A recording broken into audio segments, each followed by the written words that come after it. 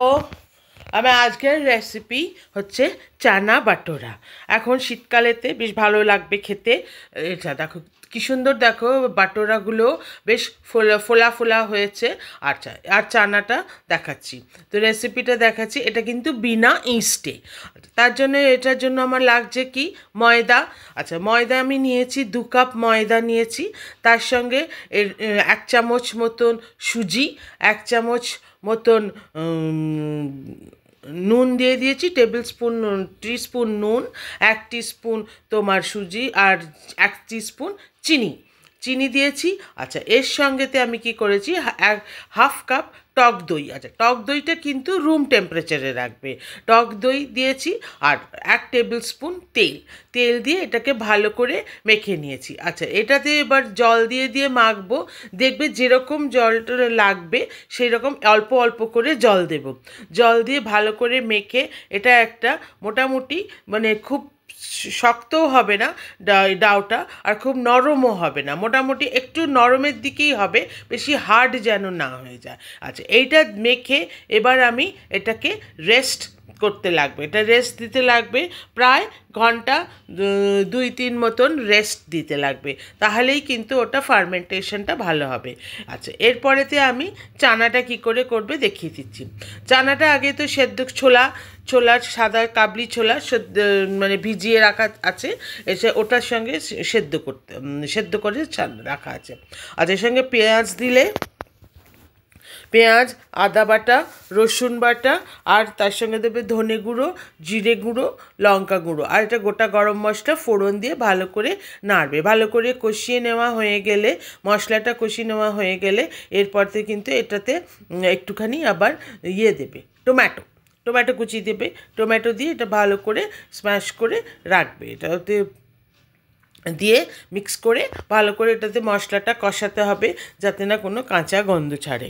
এরপরেতে কি করতে হবে, সিদ্ধ ছোলাটা এর মধ্যে দিয়ে দিতে হবে। আচ্ছা, ছোলাটা কিন্তু কাবলি ছোলা। আচ্ছা, ছোলাটাতে বলছি যখন সেদ্ধ করবে না তখন 1 চিমটে খাবার সোডা দিয়ে দেবে, তাহলে ওটা তাড়াতাড়ি সফট হয়ে যাবে আর স্কিনটাও সফট থাকবে। আচ্ছা, এবার তো ধনে গুঁড়ো এই সমস্ত দেওয়া হয়ে গেল। আচ্ছা, এখানে একটু কাসুরি মেথি দেবে। কাসুরি মেথি দিয়েছিলাম, আমি একটু কাসুরি মেথি দিয়েছি, আর এটাতে দিয়েছি, আর একটু গরম মশলা গুঁড়োও দিয়েছি। আর আরেকটা দিয়েছি যে হচ্ছে গিয়ে ওই যে চানা মশলার প্যাক পাওয়া যায়, 1 প্যাকেট চানা মশলা।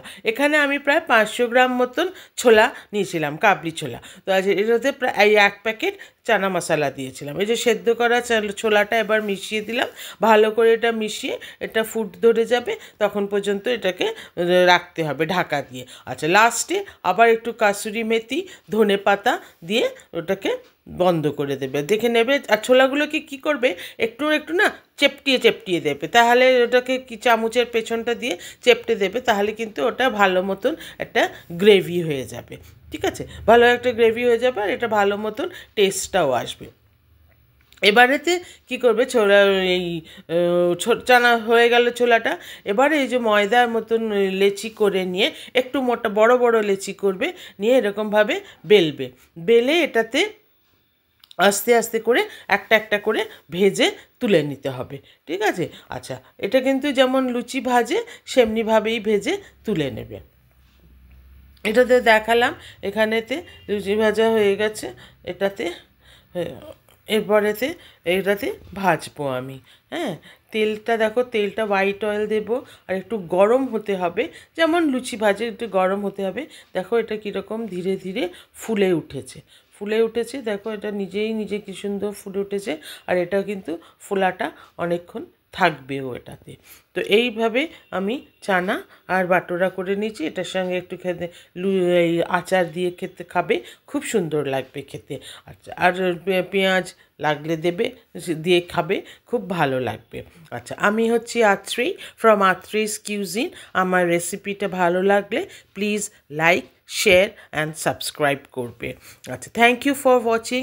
এই নাও তোমাদের ছানা বাটোরা রেডি, খাও, এনজয় করো, নিজেরা বানাও অ্যান্ড এনজয় করো। এটা দারুণ খেতে হয়, আর বিনা ইস্টেতে কীভাবে এটাতে করে নেবে, আচ্ছা ভীষণ ভালো লাগবে করতে।